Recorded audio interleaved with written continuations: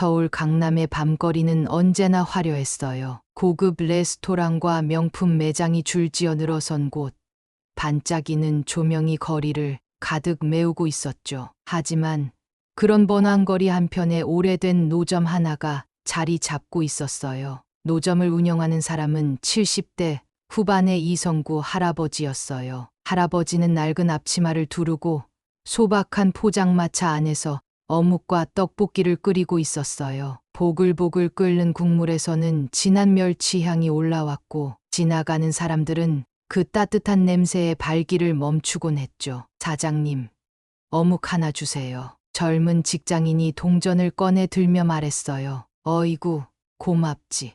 국물도 넉넉히 따라줄 테니 몸 좀 녹여요. 이성구 할아버지는 정성껏 어묵을 건네주었어요. 그의 손은 거칠었지만 어묵을 내밀 때만큼은 누구보다 따뜻한 사람이었죠. 하지만 그때 맞은편에 서 있던 한 여자가 눈살을 찌푸렸어요. 누가 봐도 비싸 보이는 명품 옷에 하의를 신은 정혜진이었죠. 그녀는 강남 일대 여러 건물을 소유한 부동산 재벌 집안의 딸이었어요. 잘 정리된 웨이브 머리, 손에는 반짝이는 명품 백, 그리고 하이힐까지. 그녀의 주변은 반짝이는 고급스러움으로 가득했어요. 하지만 그런 그녀의 시선은 곧 포장마차를 향해 차갑게 변했어요. 아니, 이게 뭐야? 이 강남 한복판에 이런 허름한 포장마차가 왜 있는 거야? 정혜진은 마치 쓰레기를 본 것처럼 얼굴을 찡그렸어요. 그녀의 눈에 이 노점은 너무나도 초라하고 이 거리와 어울리지 않는다는 생각이 들었어요. 여기 땅값이 얼마인데 이런 곳에서 장사한다고? 옆에서 친구가 눈을 휘둥그레 뜨며 맞장구 쳤어요. 그러니까 뭔가 좀 보기 안 좋다? 정혜진은 가만히 있을 사람이 아니었어요. 곧장 핸드폰을 꺼내 어디론가 전화를 걸었죠. 이런 노점 당장 철거할 수 없어요? 미관을 해친다고요. 강남 거리가 이런 촌스러운 포장마차 때문에 수준이 떨어지면 안 되잖아요. 이성구 할아버지는 그녀의 말을 듣고도 아무 말 없이 조용히 국자를 휘저을 뿐이었어요. 이런 일은 처음이 아니었거든요. 그동안도 많은 사람이 노점은 보기 흉하니 치워야 한다며 떠들고 갔었죠. 하지만 이번에는 느낌이 달랐어요. 이 여자는 진짜로 행동할 사람이었거든요. 다음 날 저녁, 강남의 거리는 여전히 화려했어요. 하지만 노점 앞 분위기는 묘하게 달라져 있었죠. 이성구 할아버지는 평소처럼 장사를 준비하고 있었어요. 어묵 국물을 다시 끓이고 손님을 맞을 준비를 하고 있었죠. 그런데 저 멀리서 익숙한 하이힐 소리가 또각또각 울려 퍼졌어요. 정혜진이 다시 나타난 거예요. 이번에는 그녀의 친구들까지 함께였어요. 그녀는 포장마차를 보자마자 인상을 확 찌푸렸어요. 아직도 철거 안 된 거야? 그녀는 일부러 더 큰 목소리로 말했어요. 길을 지나가던 사람들이 하나둘씩 멈춰서서 이 광경을 지켜봤죠. 어이, 할아버지, 이런 데서 장사하면 안 되는 거 모르세요? 이성구 할아버지는 조용히 고개를 들었어요. 손님, 그냥 지나가시면 됩니다. 전 여기서 30년 동안 장사해 왔어요. 그의 목소리는 차분했지만 정해지는 들은 척도 안 했어요. 30년. 그럼 이제 좀 그만둬야 하는 거 아니야? 여기가 어디라고 감히 이런 허름한 노점을 차릴 생각을 해? 그녀의 친구들도 웃으며 거들었어요. 맞아, 할아버지. 여기 땅값이 얼마인지 아세요? 그냥 동네 시장 같은 데 가서 하시면 되잖아요. 지나가던 사람들도 조금씩 웅성거리기 시작했어요. 이 광경이 불편해 보였던 거죠. 한 남자가 참다 못해 나섰어요. 아니, 아무리 그래도 장사하는 분께 그렇게까지 할 필요가 있나요? 정혜진은 코웃음을 쳤어요. 뭐요? 당신도 여기 장사하는 사람이야? 그 남자가 당황하자 정혜진은 다시 할아버지를 바라보며 말했다. 이제 곧 구청에서 정리하러 올 테니까 그냥 스스로 치우세요. 그녀는 모욕적인 웃음을 지으며 뒤돌아섰어요. 그리고 당당한 발걸음으로 떠났죠. 하지만 이성구 할아버지는 그 자리에서 한숨을 내쉴 뿐이었어요. 그는 오늘도 따뜻한 어묵 국물을 뜨고 손님들을 맞이할 준비를 하고 있었어요. 하지만 그도 알고 있었어요. 곧 이 자리에서 쫓겨날 수도 있다는 걸요. 그리고 그 일이 정말로 일어나고 말았죠. 며칠 후 이성구 할아버지의 걱정이 현실이 되었어요. 이른 아침부터 노점 앞에 공무원들이 몰려왔죠. 구청 직원들이 서류를 들고 차가운 표정으로 말했어요. 불법 노점상 철거 명령이 내려졌습니다. 오늘 안으로 자진 철거해 주시죠. 할아버지는 조용히 국자를 내려놓고 공무원들을 바라봤어요. 그의 표정에는 체념이 묻어 있었죠. 여기가 제 인생이었습니다. 그래도 떠나야겠죠. 공무원들은 대답하지 않았어요. 대신 철거반이 들이닥쳐 포장마차를 해체하기 시작했어요. 낡은 포장마차가 무너지는 모습을 지켜보는 할아버지의 눈빛은 씁쓸했어요. 지나가던 사람들이 안타까운 시선으로 지켜봤어요. 저기, 이건 너무한 거 아닌가? 맞아. 오랜 세월 여기서 장사하신 분인데 사람들이 수군거렸지만 아무도 나서지 못했어요. 법 앞에서는 모두 무기력했으니까요. 몇 시간 후 포장마차는 흔적도 없이 사라졌어요. 그 자리엔 어묵 국물 한 방울조차 남아있지 않았어요. 강남 한복판 번쩍이는 빌딩 숲 사이에서 이성구 할아버지는 마치 길을 잃은 사람처럼 서 있었어요. 그의 손에는 마지막까지 버리지 못한 낡은 앞치마가 꼭 쥐어져 있었죠. 그날 저녁 강남의 거리 분위기는 이상하게 달라졌어요. 포장마차가 있던 자리는 텅 비었고 사람들은 어딘가 허전해 보였어요. 늘 그곳에서 따뜻한 어묵 국물을 마시던 직장인들은 다른 곳을 찾아 헤맸지만 어딜 가도 그 맛을 찾을 수 없었어요. 포장마차 사라졌네. 아, 거기 어묵 진짜 맛있었는데 이제 어디서 간단히 요기하지? 사람들은 자연스럽게 불만을 토로하기 시작했어요. 온라인 커뮤니티에서도 반응이 올라오기 시작했죠. 강남 노점 강제 철거 논란, 30년 넘게 운영된 노점, 하루아침에 사라지다. SNS에서는 갑론을박이 벌어졌어요. 강남 한복판의 노점이 웬 말이야? 철거가 맞지. 근데 그 할아버지 진짜 착하셨는데 너무 가혹한 거 아니야? 이제 퇴근하고 먹을 어묵 없다고 생각하니까 허전하네. 강남 거리에는 노점이 사라졌지만 그 자리를 채우지 못한 허전함이 사람들의 마음속에 남아 있었어요. 그리고 그 분위기를 정혜진도 느끼기 시작했어요. 그날 밤 정혜진은 명품백을 들고 강남 거리를 걷고 있었어요. 하지만 어딘가 허전했어요. 뭔가 이상하네. 거리가 더 깔끔해졌는데 왜 이렇게 썰렁하지? 그때 한 직장인 무리가 지나가면서 말했어요. 야, 그 포장마차 없어진 이후로 강남 분위기 이상해진 거 안 느껴? 진짜 인정. 거기서 퇴근길에 한 잔 걸치는 게 일상이었는데 거참 사람이 있던 자리를 없애버리니까 이 거리도 같이 죽는 기분이야. 정혜진은 그 말을 흘려들으려 했지만 자꾸만 귓가에 맴돌았어요. 그녀는 비로소 깨닫기 시작했어요. 사람들이 정말로 원했던 게 뭔지를. 노점 하나 없어진다고 거리가 더 좋아지는 게 아니었어요. 오히려 그 자리가 사라지자 거리의 온기마저 사라진 거였죠. 하지만 그녀는 아직 몰랐어요. 그 노점상 할아버지가 단순한 장사꾼이 아니라는 사실을. 강남 한복판, 번쩍이는 간판 아래 사람들이 오가지만 예전 같지 않다는 걸 누구나 느끼고 있었어요. 특히 이 거리를 자주 찾던 직장인들과 단골, 고객들은 그 변화가 더욱 뚜렷하게 와닿았죠. 요즘 강남 분위기 왜 이렇게 싸늘하지? 맞아. 그 포장마차 없어지고 나서 뭔가 삭막해졌어. 퇴근길에 따뜻한 어묵 국물 한 잔이 그렇게 큰 의미였나 봐. 노점이 사라진 후 그 자리엔 고급 테이블이 놓였어요. 새로운 프랜차이즈 카페가 들어선다고 했죠. 그런데 이상한 일이 벌어졌어요. 카페 공사가 시작되었는데 사람들이 그곳을 지나칠 때마다 뭔가 불편해하는 눈치였어요. 지나다니던 사람들도 문득 발걸음을 멈추고는 주변을 두리번거렸죠. 여기 원래 뭐가 있었더라?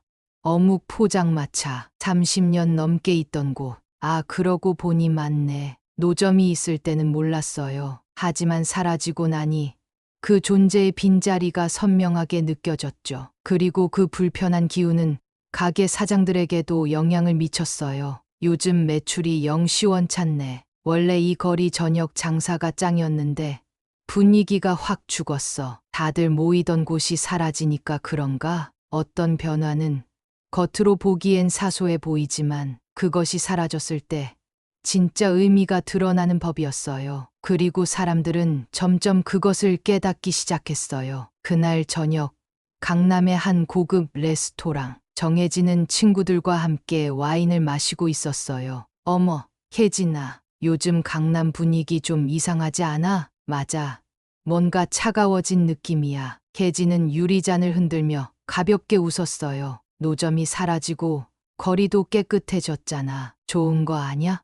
그러자 친구 중 한 명이 피식 웃으며 말을 받았어요. 아니, 너 그 할아버지 누구였는지 아직도 모르지? 정혜진은 미간을 찌푸리며 물었어요. 뭐?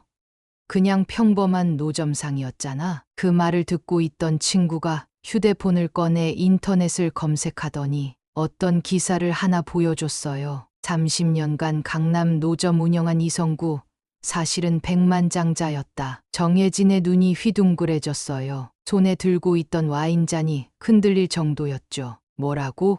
기사의 내용은 충격적이었어요. 이성구 할아버지는 단순한 노점상이 아니었어요. 그는 강남 일대 건물 여러 채를 소유한 자산가였어요. 하지만 30년 전 아내를 잃은 후 강남 한복판에서 작은 노점을 운영하기 시작했던 거였죠. 그 이유가 더욱 놀라웠어요. 노점이 단순한 생계수단이 아니었어. 그분은 거리에서 사람들을 만나고 이야기를 나누는 게 행복이었대. 정혜진은 말문이 막혔어요. 단순히 가난한 노인이 아니라 진짜 부자는 따로 있었던 거였죠. 설마 내가 그런 사람을 무시한 거야? 가슴이 서늘해졌어요. 자신이 무시했던 사람이 실은 이 거리에서 가장 영향력 있는 사람이었다는 걸 깨달은 순간 그때 했던 말들이 머릿속에서 계속 울려 퍼졌어요. 아저씨, 이런 데서 장사하지 마세요. 꼴 보기 싫으니까. 그 말을 했던 순간에 자신이 떠올랐어요. 그리고 그것이 얼마나 오만하고 무례한 행동이었는지 이제야 깨닫기 시작했죠. 하지만 이제 와서 후회한들 이미 늦어버린 건 아닐까? 정혜진은 여전히 충격에서 벗어나지 못한 채 휴대폰 속 기사를 다시 읽어 내려갔어요. 강남 노점상. 알고 보니 수십억 대 자산가, 30년간 포장마차 운영한 이유, 강남 상권의 상징이었나? 믿기지 않았어요. 강남에서 30년 동안 포장마차를 운영했던 그 노인이 이 지역의 주요 상권을 소유한 건물주라니. 말도 안 돼. 와인을 한 모금 마셨지만 목이 타들어가는 기분이었어요. 그때 친구 한 명이 조심스럽게 말을 꺼냈죠. 혜진아, 너 그 할아버지한테 무슨 말 했다고 했지? 그냥 별거 아니야. 시끄럽다고 가라고 했던 거야. 근데 그분 내 건물주일 수도 있다던데. 정혜진의 손에 힘이 들어갔어요. 설마 아무리 그래도 그럴 리가. 그런데 그 순간 휴대폰에 도착한 문자 한 통이 심장을 덜컥 내려앉게 했어요. 건물주 미팅 일정 변경 안내, 이성구 대표님 요청으로 다음 주 일정이 재조정되었습니다. 대표님, 이성구, 정혜진은 머리가 하얘졌어요. 건물주 미팅이라면 설마 자신이 운영하는 매장의 건물주가 그 노점상이었던 건가? 황급히 휴대폰을 뒤졌어요. 건물 계약서를 다시 확인했죠. 건물주 이성구. 미쳤어. 갑자기 심장이 쿵 하고 내려앉는 느낌이었어요. 자신이 그토록 하찮게 여겼던 사람이 지금 자신의 가게가 입점한 건물의 주인이었다는 사실. 그럼 혹시 나 쫓겨나는 거 아니야? 이제야 사태의 심각성을 깨달았어요. 건물주는 세입자를 내보낼 수 있어요. 특히 자신의 눈밖에 난 사람이었다면 이유는 찾지 않아도 되죠. 안 돼. 무조건 막아야 해. 정혜진은 한순간도 더 지체할 수 없었어요. 당장 이성구 할아버지를 만나야 했죠. 이성구 할아버지가 앉아있는 한옥 스타일의 카페. 정혜진은 헐레벌떡 뛰어들어갔어요. 할아버지는 차를 한 모금 마시며 여유롭게 앉아 있었죠. 정혜진은 숨을 고르며 조심스럽게 다가갔어요. 저 대표님, 이성구는 천천히 고개를 들었어요. 예전과 똑같은, 하지만 어딘가 날카로운 눈빛이었죠. 무슨 일이요? 그날은 제가 너무 예민했어요. 죄송합니다. 정혜진은 최대한 부드러운 태도를 보이려 했었어요. 하지만 할아버지는 가만히 그녀를 바라볼 뿐이었죠. 그날 뭐라고 했더라? 꼴 보기 싫으니까 나가라고 했었나? 그 말이 다시 입 밖으로 나오자 정혜진은 온몸이 움츠러드는 것 같았어요. 할아버지는 고개를 끄덕이며 담담하게 말을 이어갔죠. 난 30년 동안 이 거리에서 장사했어요. 하루하루가 다 추억이고 이곳을 지나가는 사람들과 이야기를 나누는 게 내 인생이었어. 근데 어느 날 누가 와서 그러더군. 여긴 당신 같은 사람이 있을 곳이 아니다. 할아버지는 찻잔을 내려놓았어요. 정혜진은 말없이 듣고 있었죠. 그 말 들었을 때 어떤 기분이었는지 알아? 내가 30년을 바친 곳에서 하루아침에 쓸모없는 사람이 된 기분이었지. 저 대표님, 정말 죄송해요. 그땐 제가. 그런데 말이야. 이성구는 조용히 웃으며 말을 이어갔어요. 그럼에도 불구하고 내가 가진 걸 자랑하며 복수할 필요는 없더라고. 정혜진은 깜짝 놀라며 고개를 들었어요. 내 가게 계약 기간 남아있지? 네. 계약서대로 끝까지 운영해. 난 그런 걸로 갑질하는 사람이 아니거든. 정혜진은 믿을 수 없다는 듯 할아버지를 바라봤어요. 자신이 그렇게 무례하게 굴었는데도 계약을 유지해 준다고? 정말 괜찮으세요? 난 괜찮아. 하지만 내가 괜찮을지는 모르지. 네. 이제 사람들은 알게 될 거야. 누가 이 거리를 진짜 아끼고 누가 이곳을 하찮게 여겼는지. 할아버지는 자리에서 일어났어요. 진짜 부자는 가진 걸 자랑하는 사람이 아니라 사람과 가치를 지킬 줄 아는 사람이거든. 그 말을 끝으로 할아버지는 조용히 문을 나섰어요. 정혜진은 그 자리에 멍하니 앉아 있었어요. 뭔가 가슴속 깊은 곳에서 처음 느껴보는 감정이 차올랐어요. 그게 후회인지, 부끄러움인지, 아니면 진짜 가치를 깨달은 순간이었는지는 그녀도 잘 모르겠지만요. 정혜진은 그날 이후로 계속 멍한 상태였어요. 이성구 할아버지와의 대화를 곱씹으면 곱씹을수록 가슴 한 구석이 먹먹해졌죠. 난 그런 걸로 갑질하는 사람이 아니거든. 그 말이 자꾸 머릿속을 맴돌았어요. 누군가는 건물주라는 권력을 이용해 사람들을 쥐고 흔들었겠지만 그는 그러지 않았어요. 그저 30년을 지켜온 거리와 사람들을 진심으로 대했을 뿐이었죠.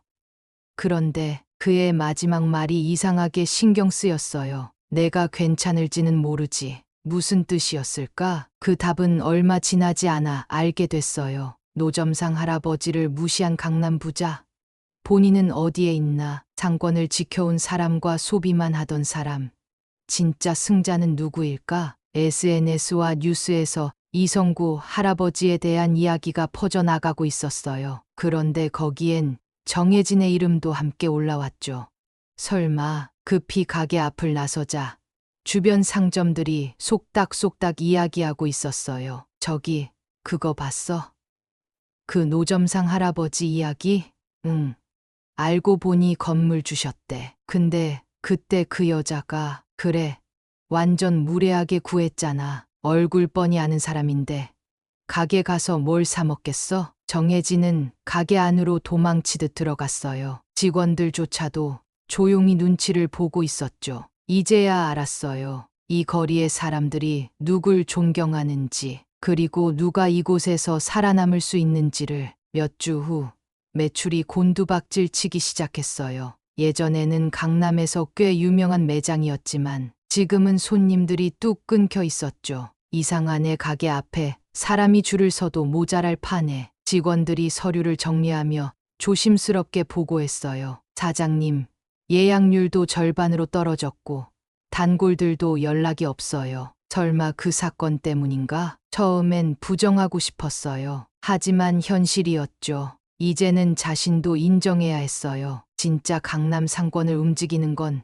돈이 아니라 사람이었어요. 이 거리에서 30년을 버텨온 이성구 할아버지는 그저 부자가 아니라 진짜 가치를 아는 사람이었어요. 그런 사람을 무시한 결과가 지금 자신의 몰락으로 돌아온 거죠. 대표님, 우리 홍보 다시 해야 하지 않을까요? SNS 광고라도 내볼까요? 직원들이 조심스럽게 묻자 정혜진은 고개를 저었어요. 아니야, 그런다고 해결될 일이 아니야. 그녀는 깨달았어요. 사람들은 그녀가 가진 돈을 보고 온 게 아니라 이 거리에 대한 애정을 보고 찾아왔다는 걸요.